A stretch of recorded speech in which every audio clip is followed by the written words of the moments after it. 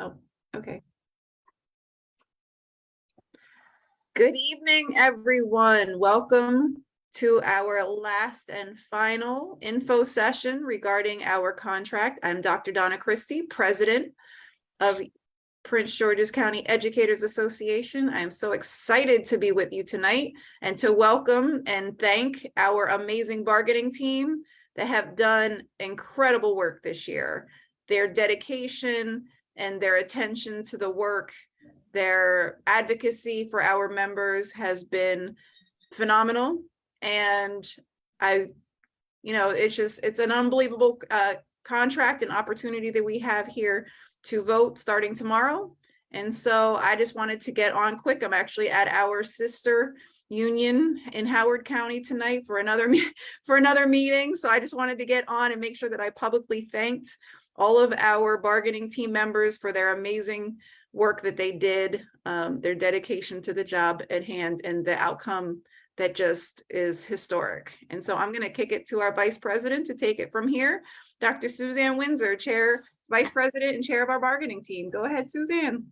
Thank you, President Christie. First, I would like to say thank you to those people who are joining us this evening. And I'd like to acknowledge Yane Barner. She is our new Executive Director that did join us for several of the meetings. To get us started and guide us all the way to the end, we had Ray, as she acted as our acting Executive Director, and she's now serving as the Assistant Executive Director. And last but not least, Mr. Gary Brennan, who's a UNICEF Director, and he was our Chief Negotiator.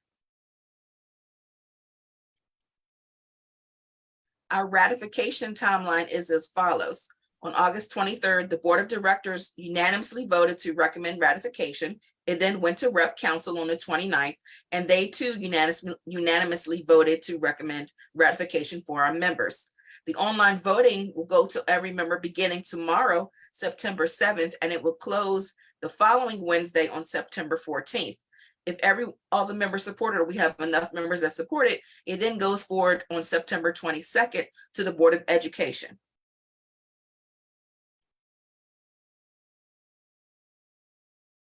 Mr. Gary Brennan is now going to take it from here. Okay, thank you, Dr. Windsor. What we'd like to do is kind of go through the highlights of the contract kind of as quickly as possible and kind of hold your questions to the end, and then Ray and Dr. Windsor are going to help field questions after we get through the main points. But just so you know, PGCEA really decided this year that negotiations really represented an opportunity, not just for us, but for PGCPS. And we wanted to kind of come at it differently. We did open bargaining, we did bargaining for the common good, and we called our negotiations From Pandemic to Promise, moving from the 2 years of pandemic to the kind of, although it's not over yet, we know kind of the post-pandemic look at education. To do that, the negotiations team, all 25 plus members of the team, developed over 104 proposals to take to the bargaining table, which we organized around different issues, which you'll see in the later slides.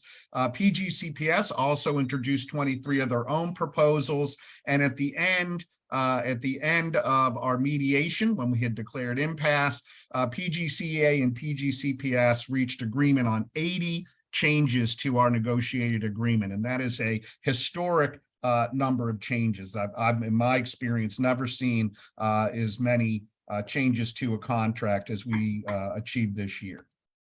So one of the first issues and the most important issues, of course, is fair compensation for highly trained educators, which is both obviously a member issue, but we also think it's a student and community issues. We need to attract the very best educators to our county. We need to keep the excellent educators we have. And so we wanted to improve the pay scale, make sure people got their steps every year to reward their time with the service and move them to the top of the pay scale. But also we wanted to improve the overall pay scale through cost of living adjustments, which are applied to every step, every lane, every cell of the salary schedule. So once we get this hopefully ratified, they'll retroactively increase all salaries to July 1 of 2022. People will move up who are eligible, will move up a step, and then we will apply a 6% salary adjustment or cost of living adjustment. In July 1st of 2023, there'll be a 4% cost of living adjustment.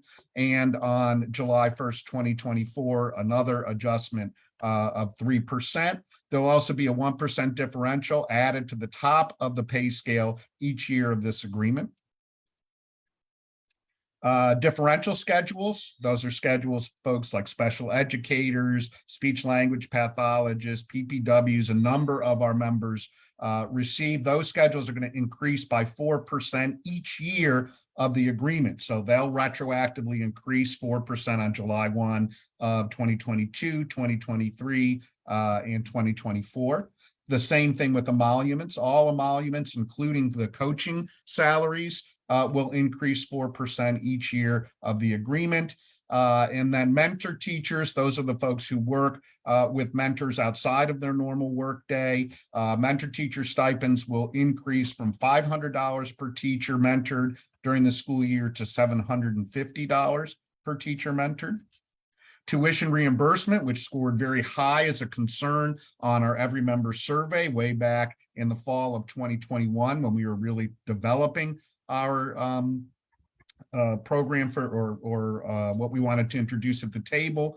Our hope was to get to a point where we would have tuition reimbursement just automatically applied to everybody who followed the rules, took the classes, and then put in their paperwork. Unfortunately, we couldn't get there. The system wasn't ready to commit the money needed to do that yet, but they did double the amount of money available from $2 million to $4 million for each year of the contract. That's a huge improvement in the available money. They also agreed to increase the per credit reimbursement from $411 to $550 for up to 9 credits per contract year. One change they did make was we agreed that we would limit the amount of credits you could get to 39 credit hours of tuition throughout your career with PGCPS. This is pretty standard in most locals. You have that this will kind of allow more members to at least get the 39 credit hours paid. We're still working with the system as to whether they're going to start the 39 credit hours, start tracking that now, or if they're going to go back and see how much they've already given. We have concerns that we're not sure they have, will be able to have accurate records of who's gotten what up to this point. So we're in discussions with PGCPS about that right now. National certifications, thanks to the Blueprint for Maryland's Future. The blueprint is heavily, was created to really influence people to get their national board certification. And so the state is offering additional monies to counties to kind of incentivize people to get their MBCT. That's a great thing. Unfortunately, in the final iteration of the bill, they were very specific about the kinds of national board folks that they would actually provide this extra $10,000 for. And to qualify, you had to be in the classroom as a teacher of record for a certain percentage of your day. So for qualified national board teachers, those are the folks who are teachers of record, they'll receive a salary increase of $13,000 annually, July 1, 2022 through July 30th, 2025. So when you look, if you're nationally board certified, you are a teacher of record. When you look at your at the salary scales, add $13,000 to your annual salary. That is money that will count towards your retirement. It'll be included as a part of your salary. If you're also a qualified national board certified teacher and you teach at a school that's identified as a low performing school by the state, you'll receive an additional salary increase of $9,000. So that could be $22,000 in additional salary for qualified MBCT teachers who are at low performing schools. If you are nationally board certified, either through the MBCT program or another nationally recognized certification, you'll receive $4,000 annually as additional salary July 1, 2022 through June 30th, 2025. That $4,000 addition is being funded entirely by PGCPS. The state is not offering any money for that.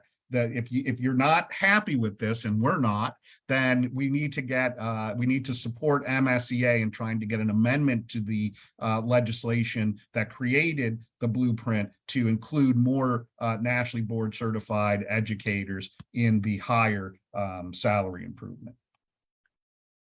One really important thing we were able to get the Board of Education to agree on is to remove the cap of 10 years of experience for people coming into our county. We put that in place in the previous negotiations, partly because of what happened when steps weren't being given and new people were being hired at higher steps than people were already here. That issue has been resolved through step restoration that we got in the last contract, but now we realize there were going to be some folks who were hired during the last contract period from July 1, 2019 through July 1, 2022, where they could conceivably be behind where all the other teachers and the incoming teachers were because the cap was being removed. So if you were hired between 2019 and 2022, you need to contact HR and ask them to review your experience to see if you can get additional experience and be moved to a higher step. So that could allow you to go, all the way to the top of the salary scale if you can verify that you have the years of experience, and had there not been a cap, that's where you would have been. If it turns out you have enough to be on step 18, they're going to move you to step 18. Really important. They are not going to do this automatically. They're not going to go in and review all the hires. You're going to have to contact HR and request a review of your experience if you were hired during the 3 years that there was a cap on experience. The next number of issues were about reducing the unsustainable workload on educators. Again, to us, this is both an educator and a student issue. As an educator, your first job is to be prepared for your students, to have lessons that are well prepared, that are engaging for students, and you need the time to prepare those kinds of lessons. Same things. If you don't work directly as a classroom teacher, you need time to prepare for your caseload and do your work. So starting next year, Unit 1 members will be provided an additional half day each quarter of for member-directed time. During this time, work can be done. So starting in the next school year, they couldn't do it this year because the calendar had already been set by the board, but starting in the 23-24 school year, each quarter, there'll be an additional half day where you have control of that time. This is independent of the quarterly half days to do grades and other things. At secondary schools, the language has changed. So that now you get a minimum of 45 continuous minutes of planning, individual planning each day, and it must occur during the student day, not before students arrive or after they leave. If you're at a school where the class periods are longer than 45 minutes, so some schools have schedules where there's 60-minute class periods or even 80-minute, 90 minutes, then at least 2 days a week, that entire class period must be for individual planning time. So depending upon how long your class periods are at the secondary level, you'll have additional planning where they can't touch your planning time at least twice a week for a full period. Elementaries, early childhood centers, and special ed centers, you'll have a minimum of 240 minutes per week. 200 minutes a week must be scheduled during the student days in blocks of no less than 40 minutes. So every day that the students are in school, you should have a 40-minute block of uninterrupted planning time while the student day is occurring. The remaining 40 minutes can be scheduled outside the student day in blocks of no less than 20 minutes. It says where possible. What this means, if there's a school that can show that it's impossible to do blocks of 20 minutes outside of the student day, then if they can show that and demonstrate it, they could alter it and have shorter than 20 minutes, but that should be an aberration. The vast majority of the schools covered by this language should be providing those last 40 minutes in blocks of no less than 20 minutes. They can also, if it's possible, schedule the last 40 minutes within the student day. It's going to be different in every school. Also, for the first time, we got the system to put in the contract that there will be transition times for creative arts scheduled in every school. So there's got to be a period where one group of students leaves art, music, phys ed, and before the next group of students comes in, so that you can prepare for that transition to a new class, to another class. Really important. It's so important we put it in the contract in at least 2 places. Collaborative planning cannot, will not, shall not count towards the contractual planning time I just went over in the previous 2 slides. If your administrator is saying, oh, there is a way we can make that work, or we can use some of that time, they are wrong. As soon as the contract is ratified, that will be a clear contract violation. In fact, it's a contract violation in the previous contract, but it is very clear what when they can schedule collaborative planning. It means they can schedule it anytime they want, as long as it doesn't infringe on what's in the contract about planning or your 30-minute lunch. Other than that, the principal can try to figure out how to make it work, but they cannot make you stay beyond your workday unless they're using 2 of their allowed after workday meetings, or they can use time before or after the student day if they want, but they cannot use your planning time. And please don't allow that to happen in your building. Contact your FAC, your UNISERV, and your building rep if that is occurring. The 5 special educator work days, there were 5 in the previous contract. We did want to increase that. The system wasn't willing to go with that, but one change they've made is they've agreed that those can be worked from an alternate location. What happened too often in the past, people work with their principal, picked a day because they were in school. They were interrupted all day. They were asked to do other things by administration, including subbing classrooms. So from this point, those folks who need that time to deal with compliance issues and paperwork, they'll be able to work from home. So make sure you're setting those days according to the contract with your administration. You're taking those time. And for the first time, when you go into Oracle, on those days that you're taking as your special educator workday from home, you'll be a special category for you to put in Oracle, a separate absence code. So there's no confusion about what that time is being used for and where it's going to come from. Substituting, this has been a huge issue in the last couple of years, obviously really highlighted by COVID and the teaching shortage that we're facing. Hourly rates, if you're kind of voluntold, forced, asked to substitute, will be $30. Remember, it was $18 an hour in the last school year, in the last contract. It'll be $30 this year, which is FY23. It will increase to $32 in FY24, and finally raised to $34 an hour in FY25. And remember, except in cases where a co-teacher is out, these are hourly rates. They can't be, it has to be paid at least hourly. If there's a co-teacher missing, because sometimes they will be pulled just for a short period of time, those can be paid out in half-hour increment. This rate applies even if a class is divided among other colleagues. So even if they divide a class among 2 or 3 teachers, you get the full rate. Your rate doesn't decrease just because you didn't receive the full class. The rate applies for unit members assigned to co-taught classes as well, as I said, though, in no less than half-hour increments.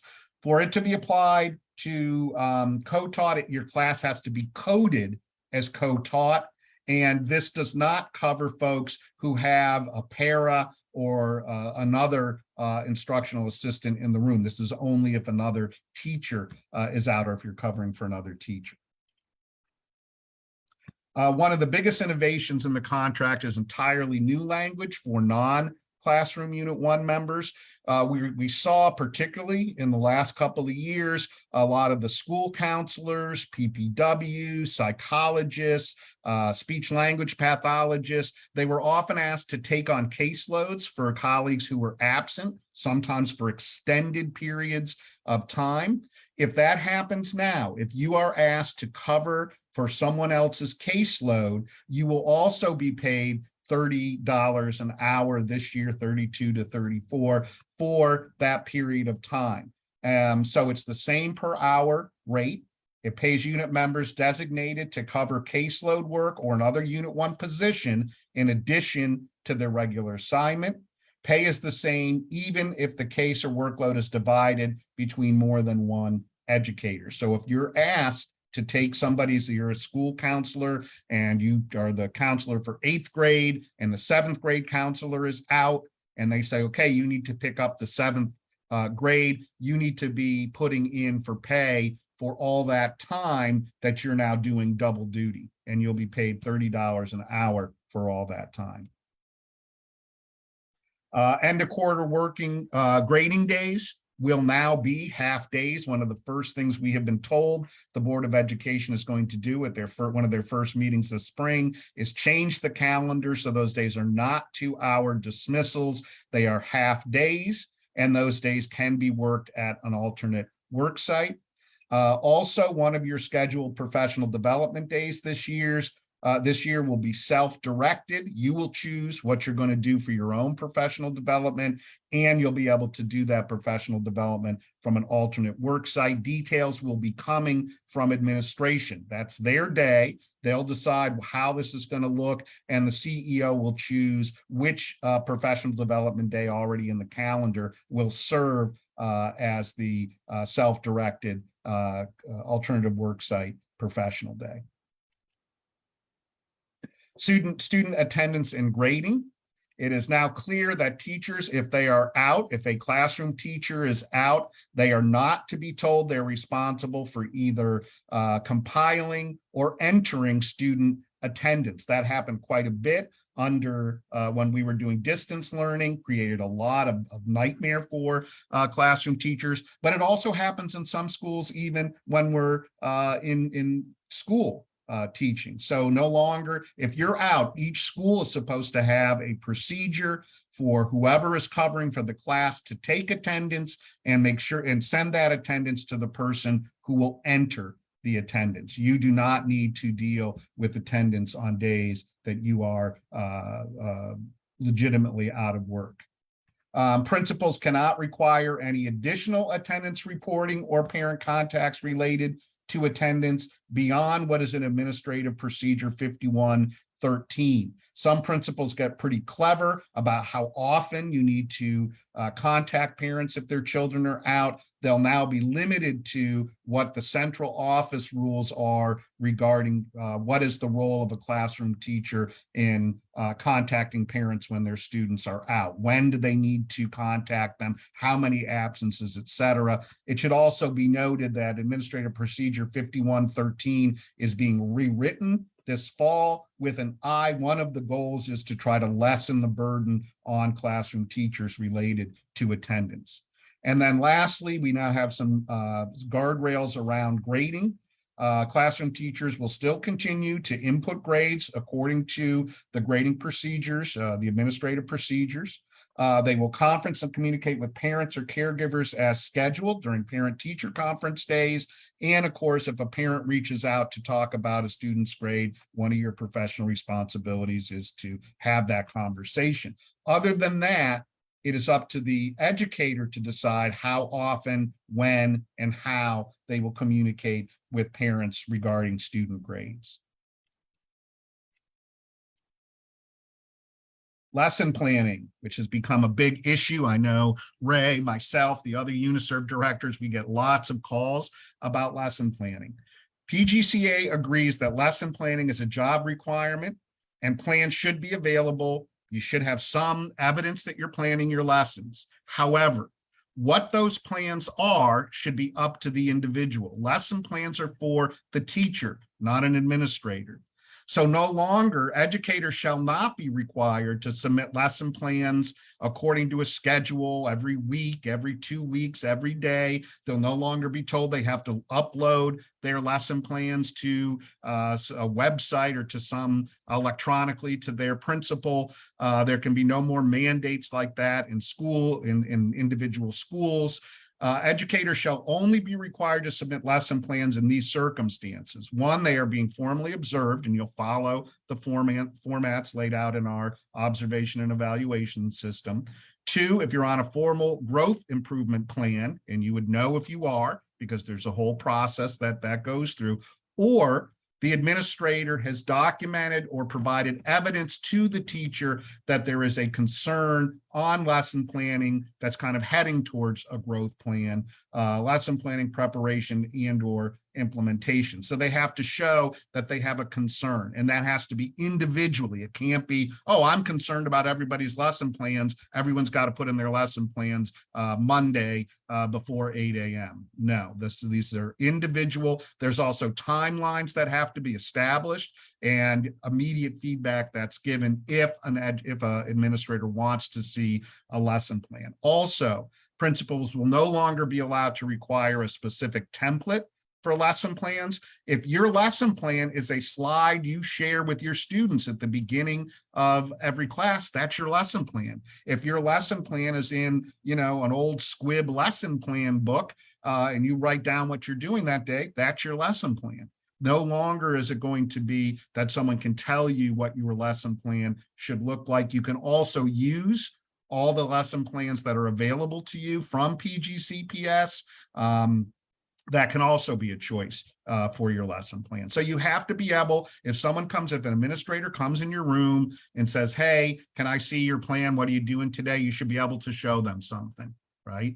But you cannot be required to submit the plans on any kind of weekly or other basis, or be told you have to do a template unless it's in the 3 circumstances outlined in this slide. Early departures. The next group of language was around healthy learning environment, safety, and security. We changed a lot here from what we learned from COVID. From now on, if a school is closed, an individual school is closed for emergency, we already have rules for if the system shuts down early, when you can leave. The old language said, when the students from an individual school left, you were not to leave. Now, if an individual school is closed for an emergency, Unit 1 members are dismissed after the students leave, after their dismissal, and then they will be contacted by their administrator about how they're going to deliver services going forward. So it might be that the school just opens up the next day, everybody comes back. It might be, we're not going to have water for a month, we're going to teach at a different school, or we're going to do some kind of distance learning. That will be determined on a case-by-case basis. Unit 1 members cannot be required to enter a non-PGCPS facility to complete their work or provide services unless it is a part of their written job description. Again, we've had cases where certain employees, school counselors come to mind, have been told they had to do home visits. No, that's not a part of their job description. PPWs do have to do home visits. That's a part of their job description. A classroom teacher, not part of their job description to bring work to a student or meet with a student outside of the school. Those folks who do have to go and work outside of a PGCPS facility for the first time shall have the right to refuse to enter a non-PGCPS facility based upon a reasonable concern for their personal safety.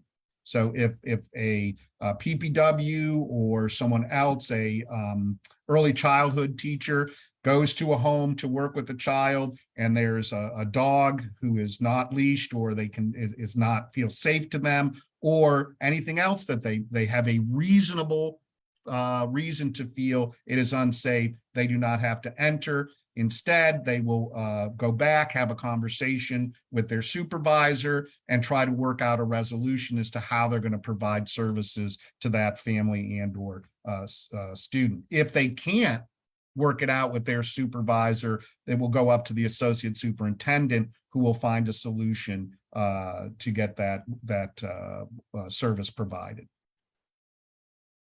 One of the other big changes, one of the longest parts of our single parts of our contract is a part that says a provision of general facilities and work supplies. And we made a lot of changes there that I think will be helpful to educators. One, a working laptop computer must be provided to every Unit 1 member, and it shall be replaced according to the PGCPS replacement cycle. PGCPS determines what that is. That is one of their managerial rights. However, once they establish that it's 4 years or 5 years, if you have an 8-year-old computer, you will have a contractual right to request and receive a new computer because you're not within the replacement cycle determined by PGCPS. Another huge change is that there shall be working telephones in all classrooms. What that means is come September 23rd, if the contract is ratified, there should either be a working phone in your room, or they should be working on putting that in your room. It might not be on the 23rd, but if you don't have a working phone in your room, you should be contacting your administration. What's the deal? How is that working phone going to be put in my room? When can I expect that?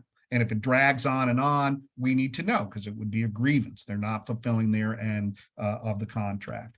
All Unit 1 members will receive $100 for supplies and materials each year of the contract. This will just be a separate payment. You do not have to turn in receipts to show that you spent money. Everyone knows teachers and other Unit 1 members spend at least $100, and quite frankly, we all know that this is not close to what most educators put out in a year, but it's a start. And so in October, the system will be providing a payment of $100. It's not salary, so it shouldn't be taxed. It is basically reimbursement for money that you've already paid to do your job. So you don't have to do anything for this $100. You'll receive the money from the system. The next one is another one where we spend a lot of time arguing with the system, is appropriate keys or other entry devices to access worksite, assigned offices, and or classrooms. We're supposed to keep classrooms locked at all times when we're not there. If you are traveling, you should have a key to the rooms or the offices that you're working in. You shouldn't be wasting your time or the student's time trying to open a locked door. You should also have keys to faculty restrooms if they're locked. And if you have an ADA requirement accommodation to use an elevator, you shall be provided a key or other operating device for that elevator.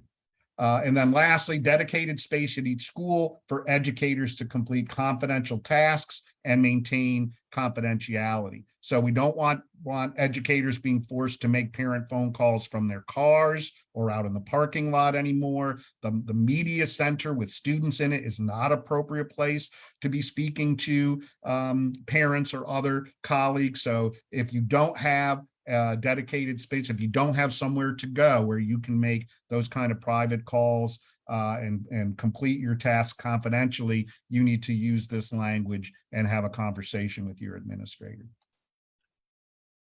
Here's one that I think is also really important. Unit members shall not be charged fees to replace defective devices such as laptops or replace items damaged by normal wear and tear or events beyond your control. If students get in a fight and they knock over your laptop, you should not be forced to pay for the repair of that laptop. If you have a 4-year-old computer and the screen just goes blank one morning, not because of anything you did, you should not have to pay to have the screen replaced. That does not happen in most workplaces. It certainly shouldn't happen here. Also, they increased the reimbursement for damaged items, specifically watches, jewelry, personal electronics, it should say smartwatches, clothing or eyeglasses caused by an act in the performance of your duties.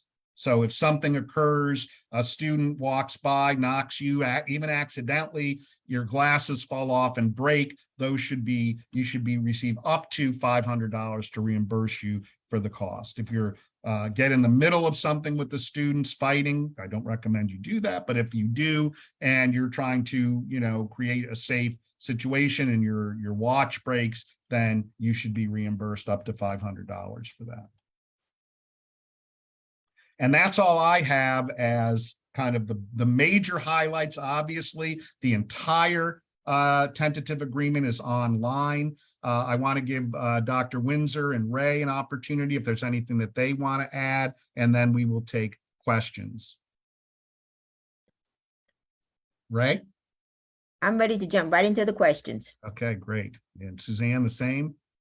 Could you please let people know what happens if the members don't vote to ratify the contract? Thank you. That's a great question.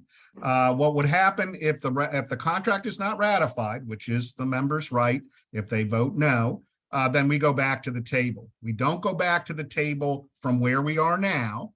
We go back to the table and we start over. The system doesn't have to say, we agree to everything we already agreed to. If we got to go back to the table, we go back to the table and we'll start basically from scratch. Obviously, our hope would be to maintain everything we have and improve on it. Their hope might be, or their ideas might be different. We could end up back at impasse. If we go back to impasse, the team decided to accept this final iteration of the tentative agreement because we really believe that it's a good agreement and we were not going to get any farther should we go past mediation. That we felt this was the best we were going to get. We felt that a mediator was not going to reward us more than we had gotten the system to agree to. So if we end up back at the table, it was the feeling of your bargaining team that we were not going to see anything that would improve what we had, and we would be risking some of the innovative things we have in this agreement. Thanks for that question, Suzanne. So how do we do these questions? Are they? It's I think somebody's going to be sort of feeding some questions to us. Or Melissa, are you there?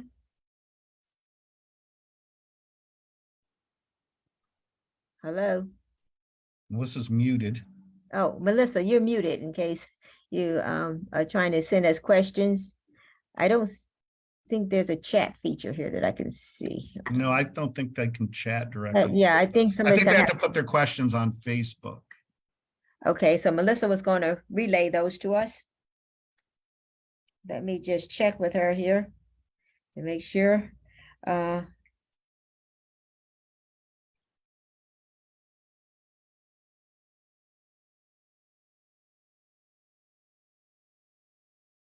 One second, let me just go off camera here for just a moment. Hold on. So a frequent question that I get, Gary, is how do I keep track of, or is there a form when I'm subbing for another class? Yeah, the hours that you sub actually have to be input not by you, but by the timekeeper or whoever handles payroll and hours at your building.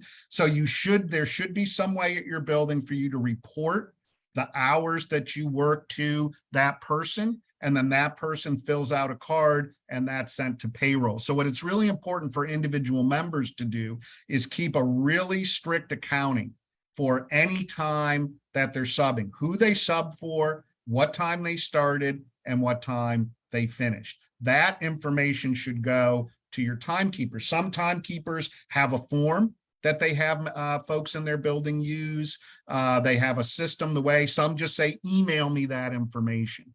but you don't directly enter that information. Payroll has to get it from whoever's responsible for keeping payroll and time cards at your building. Okay, at the elementary school level, those teachers that do specials, are they entitled to a 45 or 40-minute planning period as well? The specials teachers are not exempted from the planning time language. It says any classroom teacher, which includes specials teachers. So yes, if you teach art, music, phys ed, whatever you teach, you are to get the 40-minute planning time during the student day, and the additional 40 minutes per week outside can be outside of the student day, but there is no lessening of planning time for those folks. The language applies. A query that cropped up in some of our other sort of sessions and generally was about the collaborative planning. If indeed that is being violated in any fashion, that is grievable. Anybody else want to make a comment on that? Please keep us posted regarding your collaborative planning situations. We're already getting concerns from some schools that some administrators are making a different interpretation of our contract language. We'd like to help them clarify.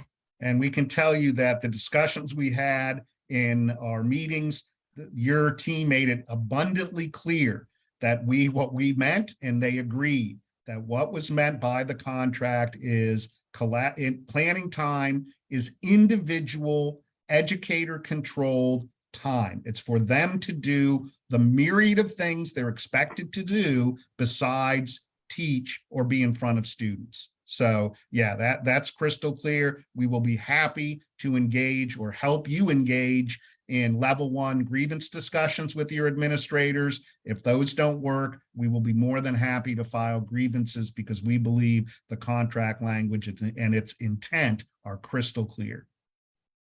Another question was, the calendar is already out for this year.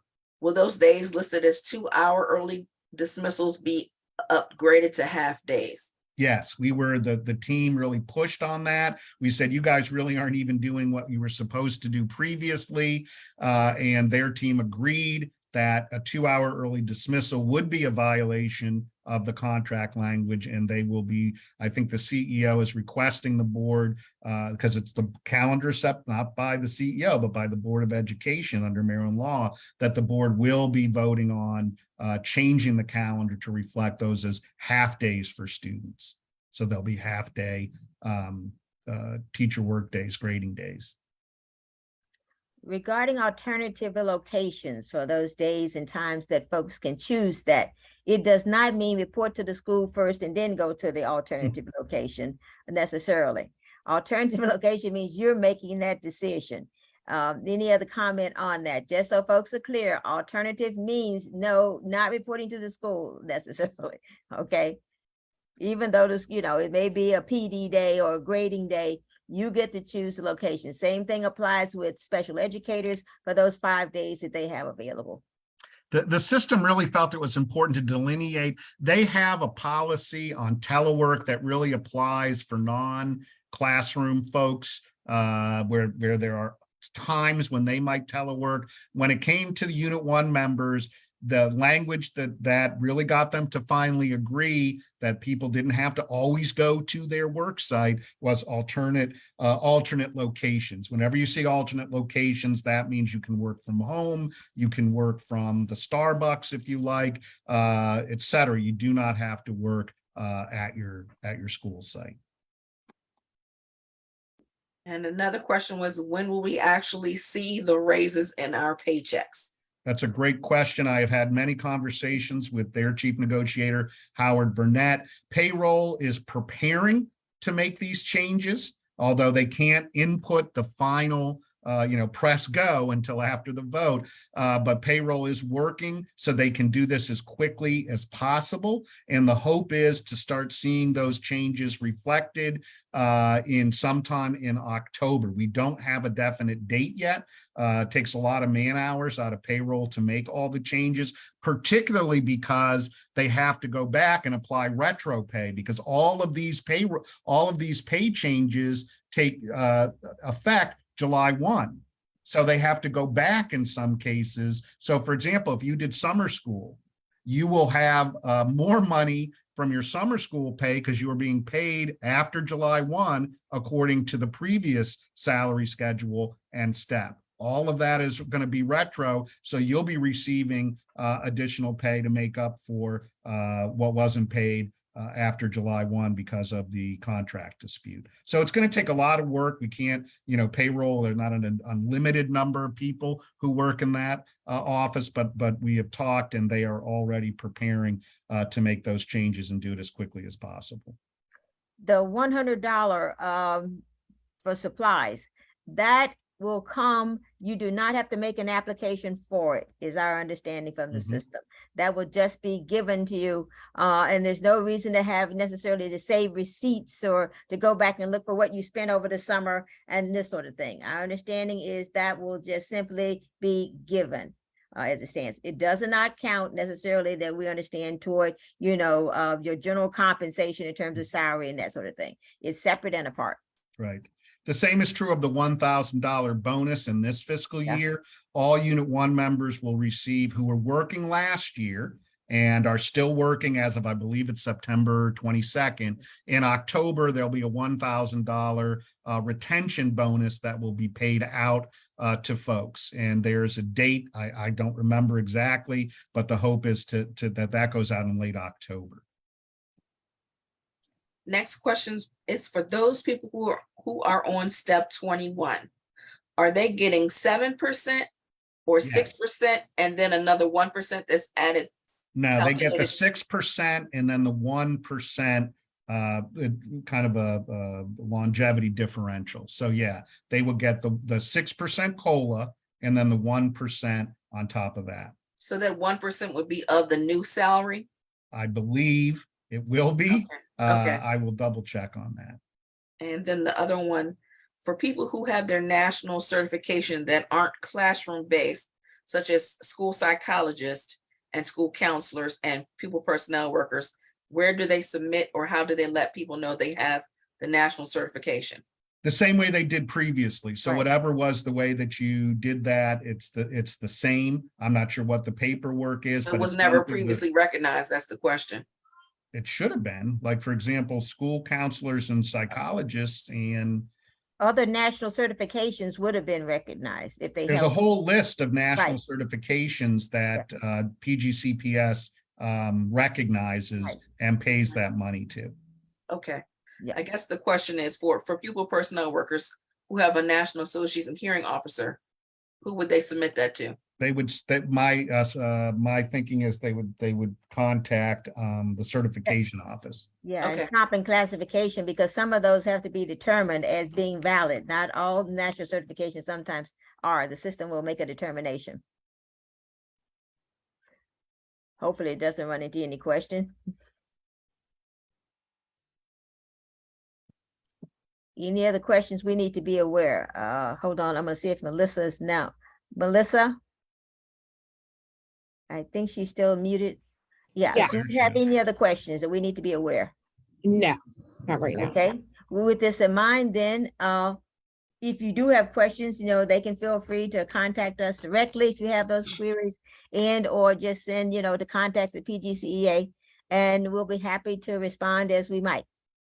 We'd also like to give Yane, our executive director, if there's anything you'd like to add Yes, before yes, we. indeed. Yes, good evening. So thank you, Gary, thank you, Ray, thank you, Dr. Windsor, thank you to the amazing bargaining committee for pulling off this contract. Just reminding folks, I know it was stated here, it's on our Facebook page, it's in the Newsette, but the election opens on September 7th, which is tomorrow, at 9 a.m. and it goes through to September 14th at 5 p.m.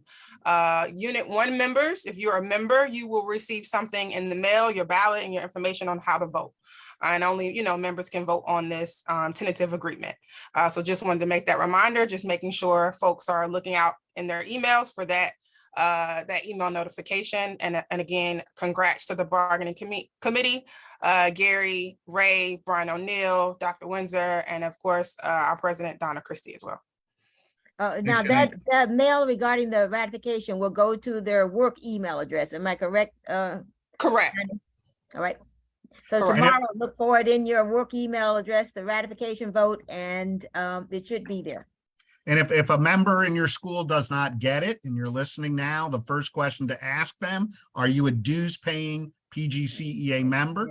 This is not a vote for Unit 1 members who do not belong to the union. It is only for Unit 1 members who are PGCEA dues paying members. If they say, yes, I am, then they need to contact us if they don't get their information in their email regarding their vote. Every PGCEA member has a right to vote. It is their contract. Correct. With that in mind, if there's Donna, if you're on and want to say anything further, our president. She must be in her other meeting. Okay, proper wait time. All right. With this in mind, then I think we are ready to conclude this evening. Again, you can always contact us here at PGCEA regarding any further queries. Take care and have a great evening, folks. Bye-bye.